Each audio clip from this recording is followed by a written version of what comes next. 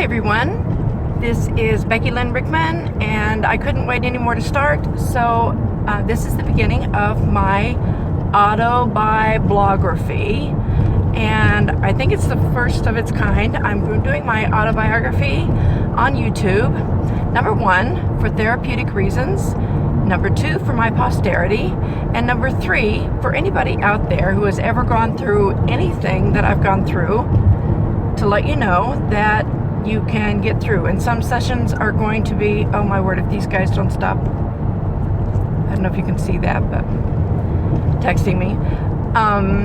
If you've ever gone through anything that I've gone through, and you'll see there's a lot of different weird things that have taken place in my life, you can get through it and be happy, because today I'm happy. Now, every episode won't be happy, and there will be some days when I'll be crying and I won't even be able to get out of bed and I'll be cocooning, but I want this to be a very real experience, and I'm going to go back from the beginning, and it'll be just a real autobiography of my life, because I think it's in some ways has a lot of commonality to everybody, and in some ways I think it's very unique. I like to think that I say I hit that I'm kind of the trifecta of bleep ups, because my situation was my birth and the first part of my life was very unique in some ways, and I'll get into that later, but it was kind of set up to have a rough beginning. Anyway, I'm recording from the car because I have to make a little 15-minute excursion here, so this is a perfect place for me to have concentration, and you'll see I'm not making eye contact, and sorry about that, but in other videos I will be, but I need to concentrate on my trip here. And so I'm just going to plunge in here. I am 61 years old. Yes, this took 61 years to perfect. I am traveling in my little vehicle, and you'll see that it is piled high with what looks like crap. It is actually donations for humanitarian stuff, which I love doing. I love being involved in humanitarian work. When I have been at the low points in my life, I have discovered that if I can find somebody else worse off than I am, then I'm not the worst off. So if that makes any sense. If I can find somebody else that I can help, then I'm better. I'm not as bad as I think I am.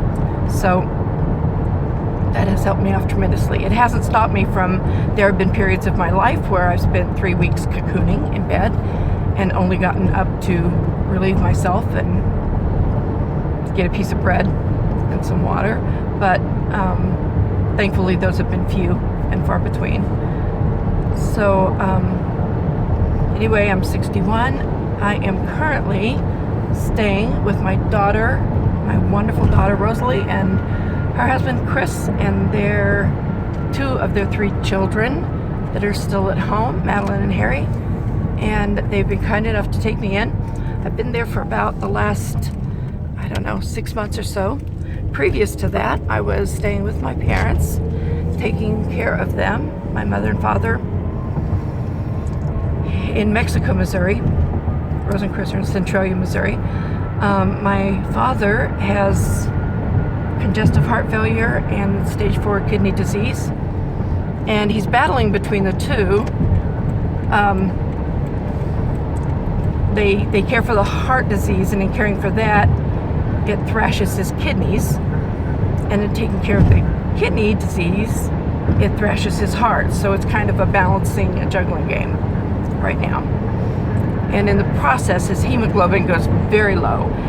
Good hemoglobin runs between 13 and 15, and his wavers between 8 and 9, sometimes goes down to 4 or 5. So that's when they have to put him in and give him blood transfusions, massive blood transfusions. And when the kidneys get really bad, he bloats way up, and they have to go in and take 80 pounds of fluid off. So But most of the time he does okay, and he's able to function and for the most part take care of my mother now. And my mother has early stages of dementia, and a lot of days are lucid, although her memory is pretty bad. She is able to carry on conversation. She can't remember a lot of things, like her siblings, you know, whether they're alive. And she has some recollection of our childhood and things like that, but she can't remember a lot. So I check in with them about weekly and make sure they're okay, but I can't be there right now. And again, that will be another chapter in the autobiography. This will be, for the most part, a PG AutobiVLOGraphy, and I will warn you, I will put warnings up when on episodes that will not be suitable for children, and there will be some. So I will definitely put warnings up. For now, this I'm calling this a novel life because I'm a writer and an author, and but I'm sure the title will change from time to time. So I will be featuring some original artwork and photographs of family, and you know, some old family stories and anything that's pertinent and that has made me who I am. So I came into this life. I'm the oldest of 7. There would have been 8, but my mother had a miscarriage. And my father was military, 23 and a half years Air Force. So I was born in Ohio, but left when I was 5 weeks old. And we moved. So 2 of us were born in Ohio, myself and my brother Joe, named after my father. And then 2 of us were born in Texas. 2 would have been born in Germany, only 1 and then 1 miscarriage, and then 2 in Alaska. And so I was kind of the experimental child. And let's see. So there were 7 growing up. There are 6 of us left. My brother David, who was 3rd in line, passed a few years ago, and I miss him so very much.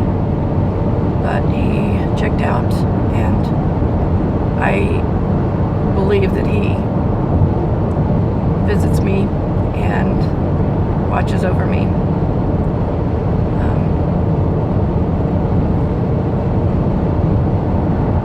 He was had the biggest heart of anybody I knew. He just had a tremendous heart and an enormous capacity for giving.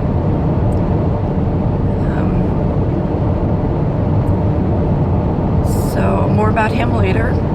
Anyway, we traveled a lot. My father was the kind of guy in the military.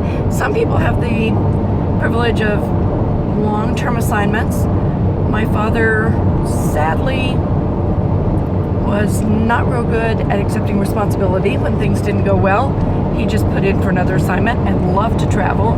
So he had a number of overseas assignments where he would leave, and my mother took care of all of us. So I know he had Okinawa alone, and he had Turkey alone, he had Thailand alone, and I think that was the 3 overseas assignments he had alone.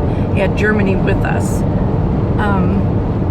I actually started school in Germany, 1st grade, and they didn't have American schools over there, so I was mainstreamed in German schools. So, in 1st grade, you're like a little sponge and you catch on. So I got good at German, but never using it after that. I wasn't able to maintain it. But I love languages, and like in high school I took Latin and Spanish and love my Latin. Anyway, let's see. I went to actually 15 schools in 12 years. And so with all the moving, and then my first husband, Bruce, Dad was 23 and a half years Air Force. My first husband, Bruce, was 17 and a half years Air Force. So we moved a lot, and then I just kind of got the bug and became a vagabond.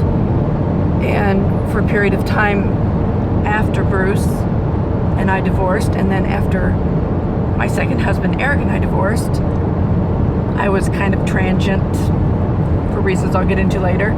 So I actually have a spreadsheet of all my addresses and have had over 75 addresses in 61 years. So kind of interesting. Home is right here. I always say one of my mottos is, home is where the can opener is. And I still haven't found, it's funny because growing up and moving all the time, I had this, kids have fantasies about the way that they want to grow up, and most kids dream of growing up and traveling. My dream was always growing up, and I wanted to marry, I envisioned this life where I married a red-headed farmer, and I had like 12 kids, and I just raised them on the farm, and I would dance underneath a harvest moon in my calico dress, barefoot, with my farm boy, and just had a very quiet life, sewing and making dress out of flour sacks, and raising the 12 kids and sitting on a rocker in the evening. And it was just this wonderful quiet life where I never had to move again, and I lived and loved and died on the farm. And I had everything but that. I had quite a Jerry Springer life, but